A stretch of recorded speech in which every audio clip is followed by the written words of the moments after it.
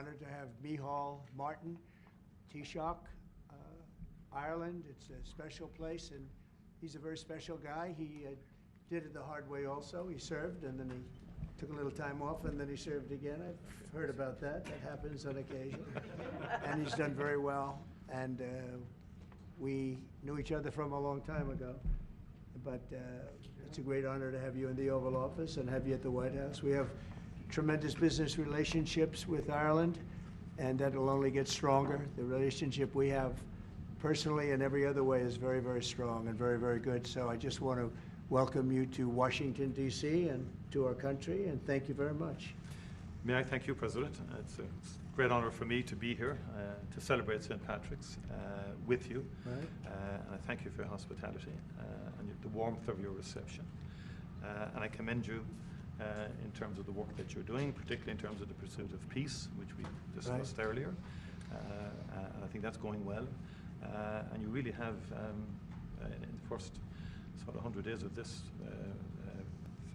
government, you've done some extraordinary things very quickly. Thank you. Everybody's watching in that respect. So Thank you. Delighted to be here. It's an honor to be here. Well, it's a great honor to have you, and special people, very special people. I know a lot of Irish, and growing up in New York, I know a couple of your people that used to live in that beautiful Ireland, and now they're here, but they love your country very much. You know, they have a great feeling toward your country. They have, and a lot come back for holidays and they come back. Stuff like that, and checking out their family, ancestry, and things like that. You know. Great, fantastic people. Some go to Doonbeg as well. Yeah. And they're great.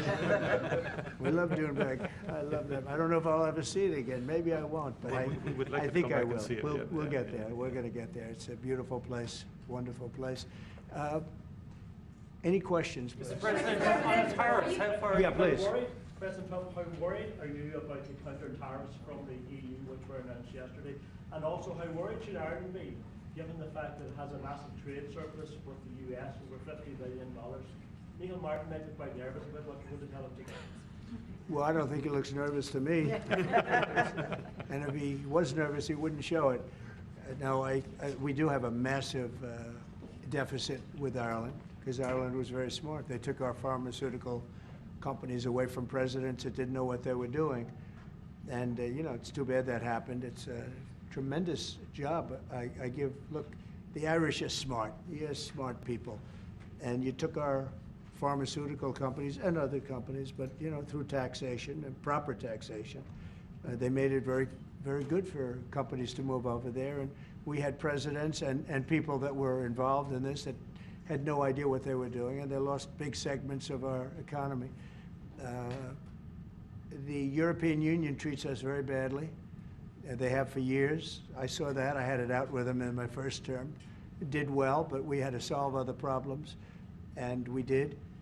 But European Union's been very tough, and it's our turn too. You know, we get a turn at that also, but they have not been fair. They sue our companies and win massive amounts of money. They sued Apple, won $17 billion, and they use that for other reasons, I guess, or to run the European Union. So I'm not knocking it. They're doing what they should be doing, perhaps, for the European Union, but it does create ill will. And as you know, we're going to be doing reciprocal tariffs. So whatever they charge us, we're charging them. Nobody can complain about that. Whatever it is, it doesn't even matter what it is. If they charge us 25 or 20% or 10% or 2% or 200%, then that's what we're charging them. And so I don't know why people get upset about that, because there's nothing more fair than that. And we had a problem with Ontario, and they dropped that when I let them know what we were going to be doing. They dropped it immediately, so I'm glad, because electricity, you shouldn't be playing with electricity. It affects people's lives.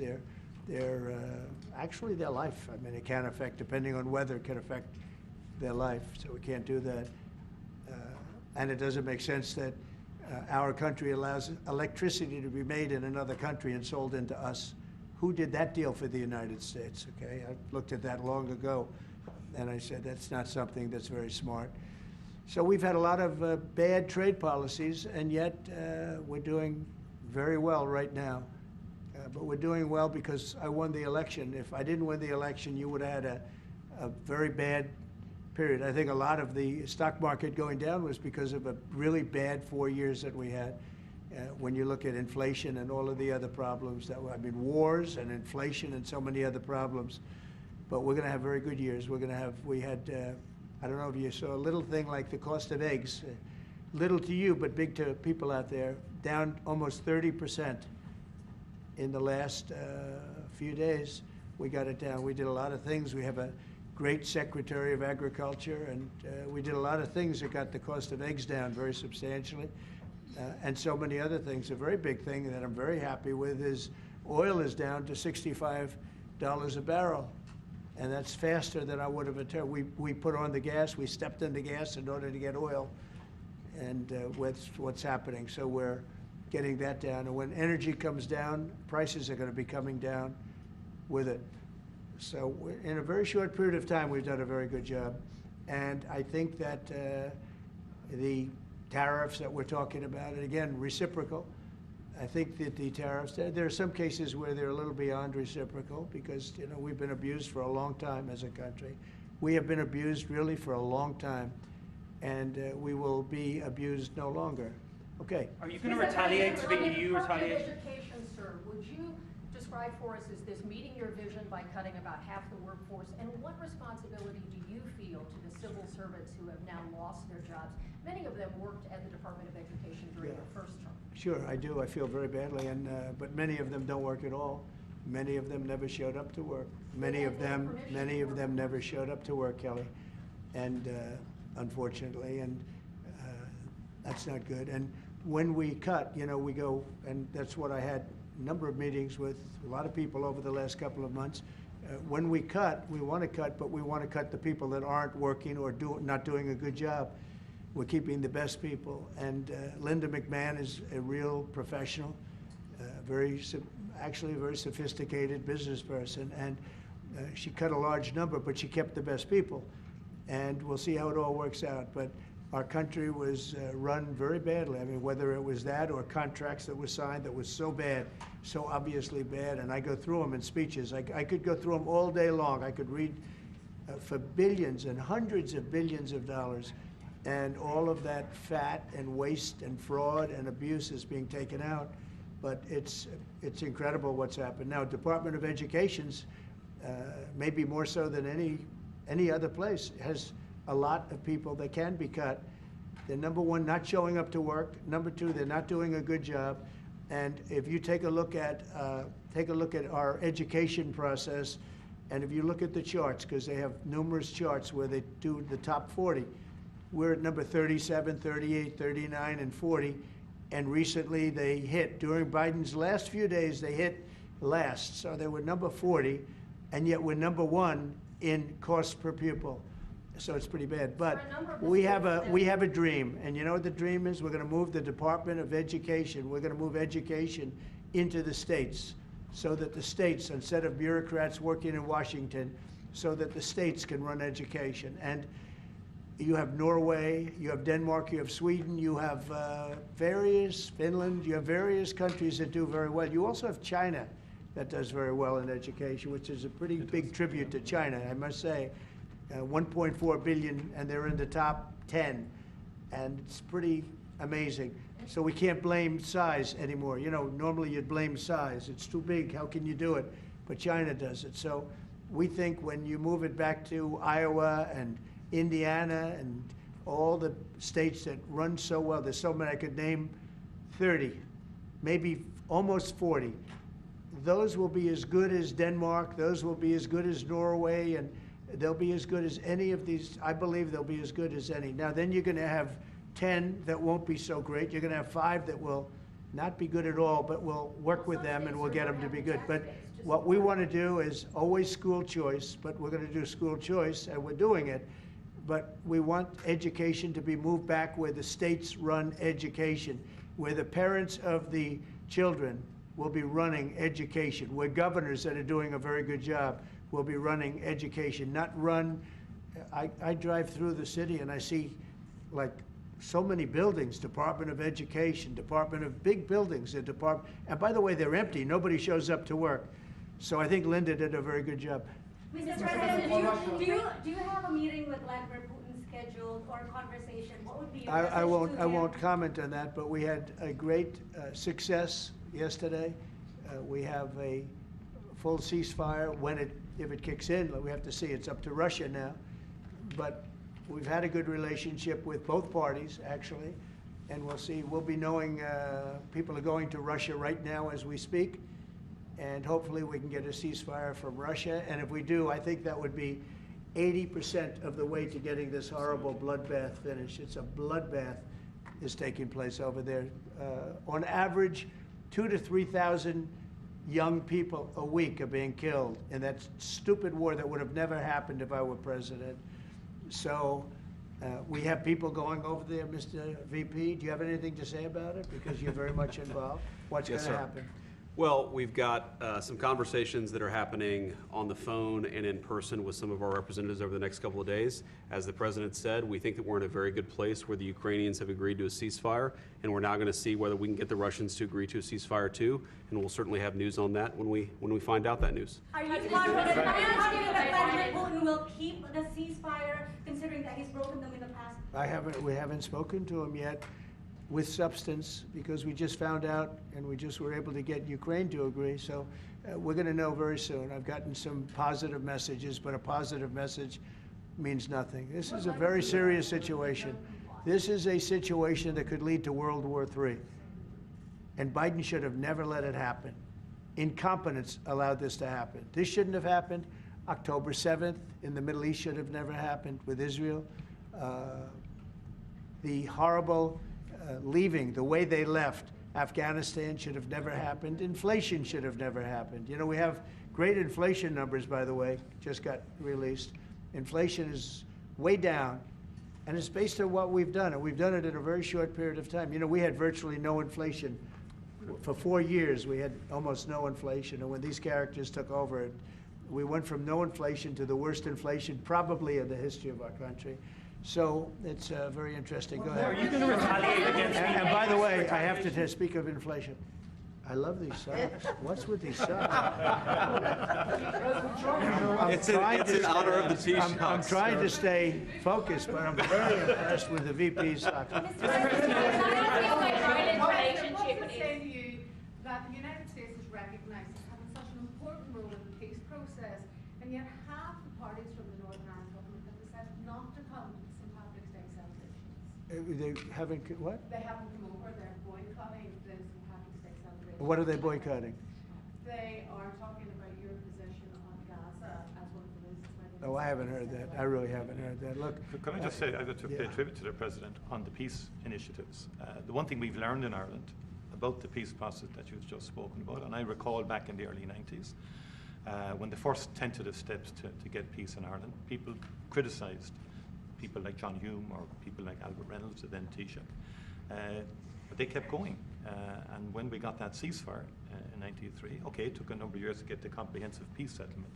But again, the guns more or less largely went silent. The war in Ukraine is a devastating war on young people. And I think that very simple, straightforward narrative is to be commended. We all have children. We would be shocked at the prospect of young people losing their lives in that number, be they Ukrainian, be they Russian, whatever. Anything we can do to stop the violence, I think, is an extremely positive day. And there will be all sorts of people having qualifications on it and all the rest of it.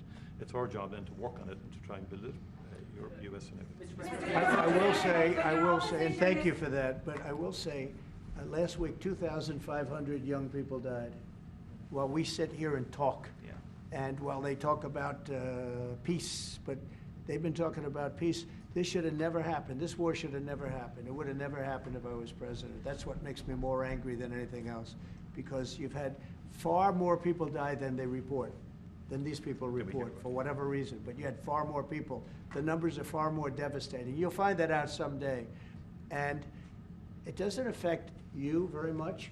They're not Irish, and they're not from my country. They're from Russia mostly, almost all from Russia and from Ukraine. And people could say, why are you doing this? Why are you involved in that? Because 2,000 people a week are dying. And they have families, and they have mothers, and they have fathers, and they have sisters, and they have brothers and friends. And they're dying. And I've seen the pictures, the satellite pictures that we see all the time. And it looks like Gettysburg in its prime, because that was, they say, one of the most horrific battles ever. You have kids lying all over these fields that are dead because the weapons today are unbelievable, between drones and various types of guns. I'm not even talking about beyond that with the big babies. You understand what I mean? I hate to even mention the name, the nuclear name. I hate to mention it. But you have weapons today that are so powerful. And I see kids every week. I see pictures of kids laying all over the field dead. They're dead, beautiful kids. They're dead. And they're not from here and they're not from where you are, but he's working very hard. We're all working hard to get this thing finished. It's crazy over nothing, and it's not going to go anywhere. It's just a terrible situation. And I think we have a chance to get it done. So we've gotten half of it as a ceasefire, and if we can get Russia to stop, then we have a full ceasefire, and I think it'll never go back to war. I think something will. Can I ask you about Ireland's relationship with Israel? There's been a lot of talk recently. The government are looking to bring in what's called the Occupied Territories Bill, which would ban goods from occupied territories. I know you met with Prime Minister Netanyahu recently. Did Ireland come up in that conversation? Did he raise any concerns about the Irish government? One thing I'll tell you, you're not from Israel, that's for sure, huh? She's definitely not from Israel. It's an interesting question coming from you. We talk about everything. Israel has been under siege, as you can see, and they had to fight back. October 7th was a terrible thing. People don't like to mention it, but it was a terrible, terrible day in the life of the world. And it's amazing the way people don't mention that, but it was, I've never seen anything like it. Those are other clips I get to see. You know, as president, you get to see clips that you'd rather not see, but I see clips, and that was a terrible day for the world. And we're working hard with Israel. We're working hard to see if we can solve the problem. I will say I just saw 10 hostages, and they were treated really badly. They were really treated badly. I was shocked. I asked them, was there any kindness shown? They were in there. One was in there for 500 days. One was 323 days. I said, was there any, 10 of them, I said, was there any kindness displayed? Like, did they ever, like, say, don't worry, you'll be okay, or give you a little wink, or give you, like, an extra slice of bread or something? And everybody said, all of these people said, zero. It was hatred. It was pure hatred. So, I mean, that's a very deep-seated problem. Would you give the Taoiseach some advice? Ireland is in the midst of a housing crisis now, and I know you've a lot of experience as a businessman. How can the state build tens of thousands of houses at speed? You know why they have a housing crisis? Because they're doing so well. They can't produce houses fast enough. That's a good problem, not a bad problem. That's a pretty good answer, President. No, it's true. Will you put more tariffs on the EU, Mr. President? Mr. President, will you? Everybody should have that problem. That's okay. Will you put more tariffs on the EU? I know this gentleman. He'll get it solved. Will you put more tariffs on the EU? Will you respond to their retaliation? Oh, of course I'm going to respond. You will The retaliate with problem more is our tariffs. country didn't respond. Look, the EU was set up in order to take advantage of the United States. Including Ireland? Is Ireland taking advantage of the US? Of course they are. I can't, you know, I have great respect for Ireland and what they did. And they should have done just what they did. But the United States shouldn't have let it happen. We had stupid leaders. We had leaders that didn't have a clue. Or let's say they weren't business people, but they didn't have a clue what was happening. And all of a sudden, Ireland has, you know, our pharmaceutical companies and other, this beautiful island of 5 million people, has got the entire U.S. pharmaceutical industry in its grasp. And, you know, you mentioned housing and you mentioned other things. I mean, I have property in Ireland, as you know, and I love it. It does great. But I'd like to see the United States not have been so stupid for so many years, not just with Ireland, with everybody.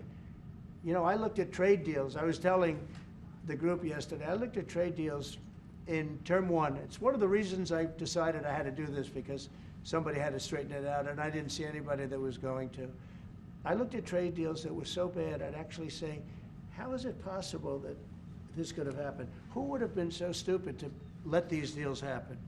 For instance, when the pharmaceutical companies started to go to Ireland, I would have said, that's okay if you want to go to Ireland, I think it's great. But if you want to sell anything into the United States, I'm going to put a 200% tariff on you.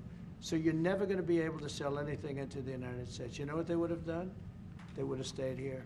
So do Are you want planning this to lower market- corporate taxes to match? He's so lucky that I wasn't. Are you planning to, So sir, lucky. are you planning to lower corporate taxes to match Ireland? Are you Look, planning to lower corporate taxes to match Ireland? to Well, we ensure are, that we it are is- planning to lower taxes, yeah, if the Democrats behave, but the Democrats have no clue. You saw that the other night during the speech. 2 young women were slaughtered by illegal aliens. 1 young man has very serious cancer and many other problems. We look at the people up there, they all had difficulty, very serious difficulty. But when we're talking about 2 young girls, beautiful young girls, Lake and Riley, you know the whole story. That evening was a disaster for the Democrats, in my opinion. And I would mention, and I'd see 2 mothers that were inconsolable as they stood, crying. Their daughters have been absolutely just destroyed, killed, viciously killed. And the young man who loves the police departments, he had cancer and has cancer, very bad cancer. There wasn't from people sitting there, Democrats, there wasn't a hand clap. Nobody stood. They were just stone-faced. These people are sick. There's something wrong with them. There was no standing for anybody. The only thing they liked is when they heard about the death taking place with Ukraine. They were happy about that. They were happy about that. Pocahontas was very happy. She's the one that was slapped. That's why I looked at her. I said, oh, it's Pocahontas. These people are sick. They don't know what's happening in the real world. The Democrats have to get their act together. And if they don't vote, then what you're going to do is you're going to have taxes that are going to go through the roof. You're going to have a very bad time. You're going to have some very bad things happen. And people are going to blame the Democrats. And Schumer is a Palestinian, as far as I'm concerned. He's become a Palestinian. He used to be Jewish. He's not Jewish anymore. He's a Palestinian. Okay. On tariffs, there's been a lot of on and off, some inconsistency. There's no inconsistency, only with NBC, which is one of the worst networks on television, by the way. Let me just tell you the inconsistency. I have the right to adjust. And I was called by the automakers, as an example, General Motors, Ford, etc., the big 3, the big 4, and they asked me to do them a favor. Could I delay it for a period of 4 weeks so that they're not driven into a little bit of a disaster for them? They actually love what I'm doing, but they had a problem. And I'm not like a block that just, I won't delay. It's called flexibility. It's not called inconsistency. It's called flexibility. And I think you want me to be flexible too. Is flexibility going to be your ongoing view towards? Sure, I'll always have flexibility, but there will be very little flexibility once we start. April 2nd is going to be a very big day for the United States of America. The United States of America is going to take back a lot of what was stolen from it by other countries and by, frankly, incompetent U.S. leadership, grossly incompetent. I gave you an example of Ireland. I would have never let that happen. Impossible for that to have happened. But we're going to take back our wealth, and we're going to take back a lot of the companies that left are coming back. If you haven't read, we have the biggest computer chip company ever, has virtually all of the market. I didn't call them, they called me. And they called for 2 reasons. Number one, we had a great election of somebody that they want running the country. And we won in a big mandate. We won every swing state. We won by millions of votes. We won by 2,750 districts to 500. Think of that, 2,750 districts to 500. That's why the map, when you looked at it, was entirely red, meaning Republican. Not meaning communist. Meaning so anyway, look, this country needed somebody to defend it. It's this big, beautiful place that was being ripped off by illegal immigrants coming in from prisons, coming in from mental institutions, gang members, gang leaders, drug dealers, pouring into our country with the open borders. I am so angry at the last 4 years at what they've done to our country, what they've done to this country between inflation, but maybe the most that bothers me is that they would allow millions of people to come into our country that are stone cold murderers, killers, drug dealers, the worst gang members, the worst people allowed into our country, and we're now getting them out. We're going to get them out. We're getting them out. I want to thank Tom Homan, by the way. He's doing a great job. And I want to thank Christy Noem, who's doing a fantastic job. This is a job that's so unnecessary. This should have never happened. This should have never happened. So we're bringing back our country in many ways, not only financially, and financially we'll be stronger than ever before. I think the markets are going to soar when they see what's happening. I'll tell you what, I'm called every day by numerous big companies. I spoke at the Business Roundtable yesterday. They had the largest attendance they've ever had. And these are only the CEOs and chairmen, but mostly the people that run, the boss, the people that run the top 150 companies. 150 people showed up. Every single company showed up. First time it ever happened. It's been around a long time. The biggest business leaders. We had a great discussion, went really well. And I want to tell you, there's tremendous optimism out there about our country in terms of regulations being cut, in terms of taxes being cut. And it would be great if the Democrats would do what's right. It would be great if the Democrats would do what's right for our country for a change, because they really are there. They've lost their way. They've lost their way. They think that people pouring into our country from prisons, jails, murders. We have 11,088 murderers that were allowed into, people that murdered people, half of which murdered more than one person in our country. We're getting them the hell out. But who would allow this to happen? Who would allow men to play in women's sports? And they're still fighting it. They're still, it's got to be a 95% issue. But they're on television this morning. I see this person, a Democrat, say, we should have the right. No. Men should not be, they're hurting women. They're hurting women very badly. They're hurting women. And they should not, and they're also demeaning women. But who would want these things? And everything's transgender. Everybody transgender. That's all you hear about. Now, that's why we won the election in record numbers. But very importantly, now it is what it is. The Democrats should get with us and come up with good tax policy so that Ireland and other countries can't take our businesses away from us. And he understands exactly. You guys did the right thing. I'm not upset with you. I think I respect what you've done.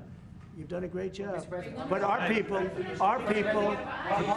did a very bad job. How advanced are your plans to try and bring some of those companies back to America? Will you be briefing? Well, I'd love to have him back. I mean, I'd love to have him back, but he'll be fighting me on it. I mean, what I would say, President, if I could 1 second, just make the point. It's a two-way street too, and we are investing a lot more in America now. And people may not realize, but Ryanair, one of our biggest airlines, for example. I'll trade. AirCap. I'll trade. They buy more, the two of them together buy more Boeing airplanes than anybody else outside of America. That's a little known fact. It doesn't turn up in the statistics, but Ryanair and AirCap, big aircraft leasing company, Irish company, have done great work with Boeing. Huge investments over the last couple of years, you know. So, and there's a lot of Irish companies here now, about 700 odd Irish companies based in America.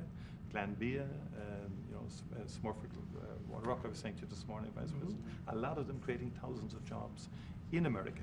And it's only fair. I mean, that's correct. That's right. That's the way it should happen. And I think it's a very good relationship we have. It's a historic one. It's happened over time. We've added value to American companies. We've increased our value. They've got access to the European market, and they did all of that. I understand where you're coming from fully. But I think it's a relationship that we can develop and that will endure into the future and will change, it will adapt, and you're evolving and you're doing things. And they've done a very good job. Now, I just will say this, but with all that we've said, we can talk about Ryanair. There's a massive deficit. Yeah. I don't mean by a little bit. I mean, there's a massive deficit that we have with Ireland and with other countries too. And we want to sort of even that out as nicely as we can, and we'll work together. We're going to work together, great, but the deficit is massive. Will you hear this one? You said earlier that it was now up to Russia in terms of the ceasefire. Yeah. Is there anything you can do in terms of pressuring Russia or in terms of Yeah. sanctions? Or what can you do? We can, but I hope it's not going to be necessary. Sure, we can pressure. We can do that with Russia. Remember this, Russia took Georgia from Bush, right? They took Crimea from a man named Obama, Barack Hussein Obama, right? They tried to take the whole thing from Biden. They're going for the whole ball of wax. Who was the only one that never took anything from? Trump. And in fact, I'm the one that stopped Nord Stream 2, the pipeline, the biggest pipeline anywhere in the world. I stopped it. It was dead. And then Biden got in and he approved it. Nobody mentions that. What I did to Russia was very tough. I was the toughest ever.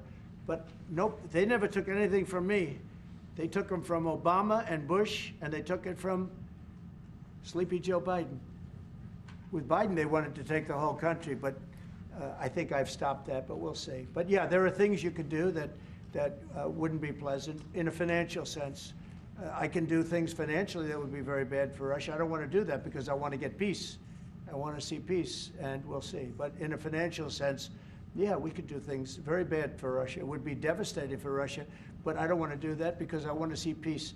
And we're getting close to maybe getting something done. We've got Ukraine done, and as you know, I've always said that Ukraine might have been the more difficult party. You were here a week ago when some interesting things happened. I had somebody that didn't seem to want peace. Now he's agreed to peace. So we'll see what happens. Brian? Yes, thanks. Thank you. First, we'll congratulate you on your lower inflation core rates. Thank you. Gas prices going down, airline prices going down. This is for the Irish gentleman here, if I can see him real quickly. Welcome, United States. You look great. Thank you. Nice suit. It's now you feel good. He knows. What's coming next? Ran on MAGA, Sorry? Make America Great Again. If you could run on MEGA, Make Ireland Great Again, what would your #1 issue be for people in Ireland right now to make your country stronger? And I've got a 2-part question to that as well. Yeah. The #1 issue in Ireland is housing, to be honest, and I think it was correctly pointed out. We've got to build more houses. We've got to build them faster to give the young people of Ireland an opportunity to afford to buy a house or to afford to rent a house. We have a lot of other good things happening. That's my #1 priority.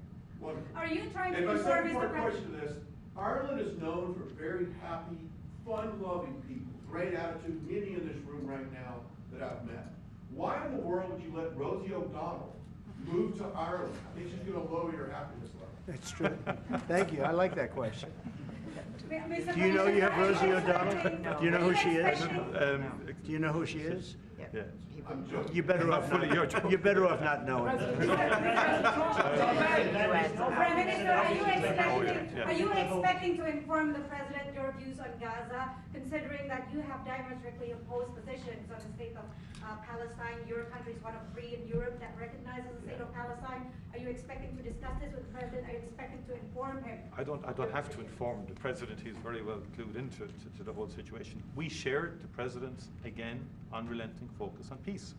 And he's envoying, the President himself, as soon as he came into office, went to get a ceasefire. We've been calling for a ceasefire for a long time. We wanted to consolidate the peace. That is our fundamental aim. We want the hostages out. I've been saying it from day one. It's a horrific thing to do to take someone as a hostage. And I went to Kibbutz Be'eri after October the 7th in solidarity with Israel, and that gets forgotten. And I went a week or 2 afterwards. I saw the kibbutz. It was a shocking thing to see, even though it was a week or 2 after the horror. It was a village. You could see life going on prior to the attack. It was something that will not leave me. And I've been interested in the Middle East for a long, long time. It's complex, and it's all of that. But we do desperately need the hostages out, all of them.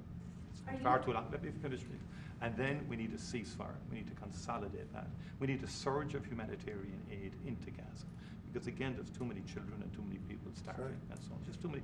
And it's that humanitarian impulse is what motivates the Irish in respect of its views. And I've always been of the view, it's been our view that a two-state solution would be ideal. It's become much more challenging and difficult as time has moved on. But that has always been our position. But it's genuinely to have people, because we've gone through this. We discussed this prior to you coming in. We've been through some of this. People hating each other, terrible acts of violence carried out on each other. We came through it. It's our earnest hope that Arab and Jewish people can live side by side. And I've met with people, parents of children who were killed on both sides, called Parent Circle in Israel, and they work to try and bring people together. It's difficult work. What about the president's plans to expel Palestinians out of Gaza? Are you discussing that with him and giving him your... Nobody's expelling any Palestinians. I don't know. Who are you with? I'm with Voice of America, sir. Oh, no wonder. Okay, Voice of Taoiseach, how he feels about the president just saying that he would like to take back US companies, pharma companies based in Ireland. Well, I think the pharmaceutical companies in Ireland are doing very well, as the President has outlined. Again, I think it's about that two-way partnership. I understand fully where the President is coming from. I think there's actually room. Now, we can discuss all this. I think there's room for those companies to grow in America, and many of them, by the way, have already announced fairly significant manufacturing investments now. It's true, just recently. Like people like Eli Lilly, for example, who have been a long-standing presence in Ireland since the 1970s. I spoke to the CEO recently. He's great. Great guy. And he's announced, I think, about a $50 billion investment in America. New plants. But there's big investment, they've had big investment in Ireland. Ireland has served them well too, The workforce is very strong. It's an educated workforce. They delivered well. During COVID-19, a number of CEOs said to me, a lot of the plants in Ireland were the only plants that never closed for a single day during COVID. Not a single day. Productivity is good and so on like that. But look, there'll be swings around. Mr. President, thank you so much. You spoke to Vladimir Putin for quite a while on the phone. So I want to know your assessment. When you take this deal to him now, how do you assess the chances of Putin? I have no assessment, and I don't go by chances. I think it makes sense for Russia. A lot of downside for Russia, too. And we have a very complex situation solved on one side, pretty much solved. We've also discussed land and other things that go with it. We're not just doing it and saying ceasefire. We don't know what's happening. We know the areas of land we're talking about, whether it's pulled back or not pulled back. We've discussed a lot of the details of what has to go because we don't want to be wasting time. We don't want to be wasting time while people are dying. I mean, as we're sitting here, you probably had 2 people die on that very open field. It's dead flat. It's great farmland, and it's dead flat. There's no protection. The only thing that stops a bullet is a human body. And these are bodies that are young people, and they're stopping a lot of bullets because a lot of bullets are flying across those level fields. Dead flat, no protection whatsoever. It is a disaster. And so I hope he's going to have a ceasefire. You are using the American leverage to get a lot of political issues. Well, I don't want to get into that, but if I had to, I'm the only one that's dealt with them successfully. Everyone else, I went through it. Bush didn't deal with them successfully, dealt with them terribly, got ripped off. And Obama was a disaster. They have with Obama, he gave them sheets, and I gave them anti-tank missiles. You know that, right? It's called Javelin. You know the Javelin? I'm the one that gave them the Javelins. People don't say that. And then they say, oh, Trump has a great relationship with Russia. I'm the one that gave him the Javelins. Obama gave him sheets. That's an expression. He gave sheets, I gave Javelins. So, Mr. President, how worried should the undocumented Irish be about your administration that you don't round them up and send them home again? Oh, I think the Irish love Trump. We won the Irish with a tremendous amount of vote. I want to thank you very much. We won in the 80s with Irish. I got the Irish vote. I think I have it locked up pretty good unless I did something very stupid, like drained your company, your wonderful place of all of its companies. If I drained Ireland of all of the companies, maybe I'd lose the Irish vote. I don't know. But right now, no. I love it. I've been there many times, as you know. Yes. and we don't want to do anything to hurt Ireland. We want to, but we do want fairness, and he understands that. On the markets, you No, no, that's enough, Kelly, thank you. President, was there anything that the Taoiseach could say to you today that would dissuade you from going ahead with I can't hear. Mr. President, it's Irish American Appreciation Month, you've made it there. Who's your favourite Irish person? Oh, there's so many. Are you kidding me? Well, I do happen to like your fighter. He's got the best tattoos I've ever seen. I don't know if I'm a big, but that. Is it Conor McGregor? Connor. Boy, you have. Well, Connor's great, right? You know, talking about Connor, but you have a lot of great Irish fighters, actually. Great fighters. I don't know what that is, but Ireland's always had a lot of good fighters. You know why? Because they're tough people. They're smart people and they're passionate people. And they really have been over the years. So many. I think your father was a great fighter, right? He was, you did, wow. right. And yet, look at you. You're so smooth and so. He was a very good defensive boxer. He could weave. He was a really good. He was a good boxer, yeah. Right, He yeah, fought for I heard Ireland, that. boxed for Ireland, and Yeah. boxed That some means very you good guys. genetically, I'm not going to mess around. Do you follow any Irish golfers? Okay, let's a couple of more from somebody that didn't ask a question. Yeah, please go ahead. Mr. President, should Apple go back to the US from Ireland? Who? Apple? Oh, Apple's been treated very badly. Look, Apple had tremendously bad luck. I thought they had a very good lawsuit, but they lost We fought with them. $16 billion. $16 billion, and they're after a lot of our American companies. See, that's what's unfair. It's the European Union. I'm not blaming you. I'm blaming the European Union. The European Union's gone after our companies, and Apple's a great company, and they have to give $16, $17 billion on a lawsuit that I didn't think was a good lawsuit. No, that's not good. No, the European, we have a problem with the European Union. They don't take our farm products. They don't take our cars. We take millions of cars, BMWs and Mercedes-Benz and Volkswagens and everything. We take millions of cars. I said to Angela Merkel at the time, I said, Angela, how many Chevrolets do we have in the middle of Munich? Why, none. I said, you're right, we have none. That's the way it is, we have none. No, I'm not happy with the European Union, I want to tell you. And, Will you put tariffs and on we're going to cars? win that. We're going to win that financial battle. It's a Tariffs financial on battle. European cars, Mr. President?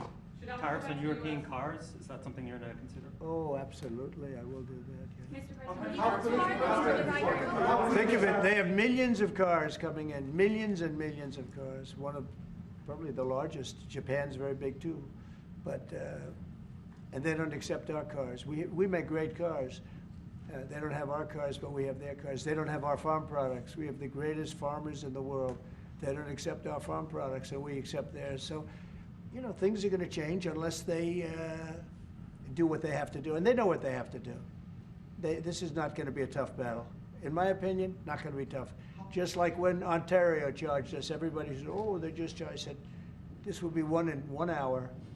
And they announced what we were going to do, and they withdrew their little threat. And what they don't say in Canada is that 270%, have you ever heard that? We have tariffs on dairy products from Canada of 270%, going up to 400%. You never hear that. Canada's absolutely one of the worst. And we, when I say worst in terms of charging tariffs. Their dairy products, they charge our farmers 240, 250, 270, and 400%, okay? Think of that for dairy product.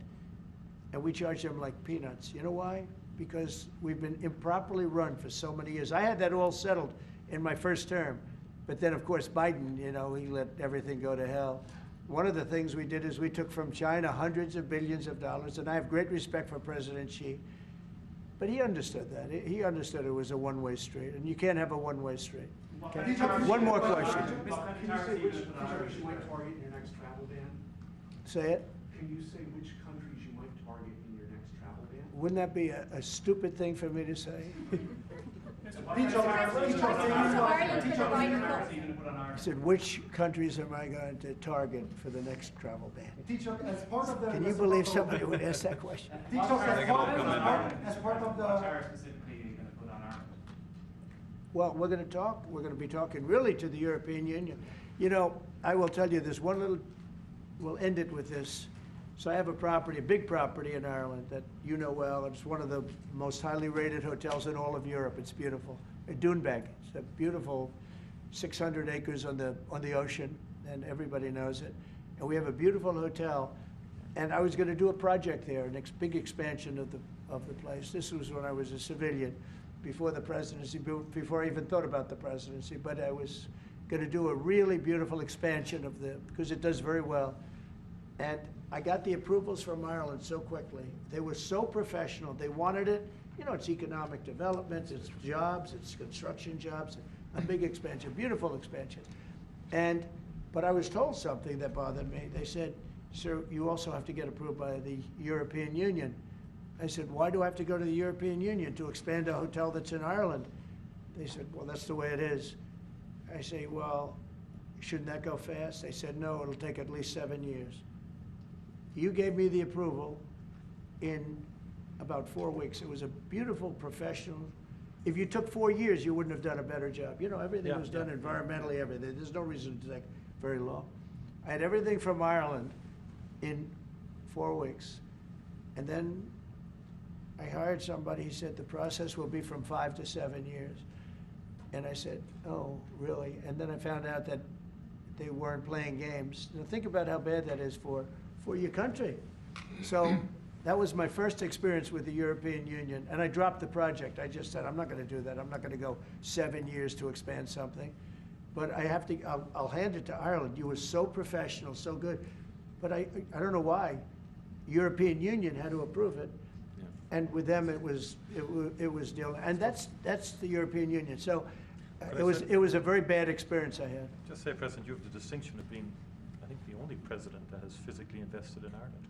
That's through good. your Doonbeg. And it's been a good investment. And I mean, for anybody, you should go there. It's just stunning. I love this. No, I mean, even if you don't play golf, I mean, beautiful. it is a stunning landscape. Yeah. Your people have restored it very well, and our people are going to continue to work with you on that piece to do it all sort of effectively and so on like that. They've had a great relationship. But it is and the local people.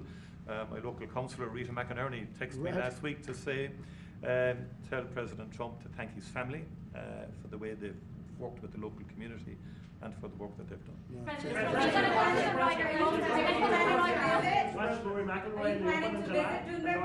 I love Rory. I think Rory's great. He's a great golfer. He just won 2 weeks ago. He's a great guy. I played golf with him 3 weeks ago.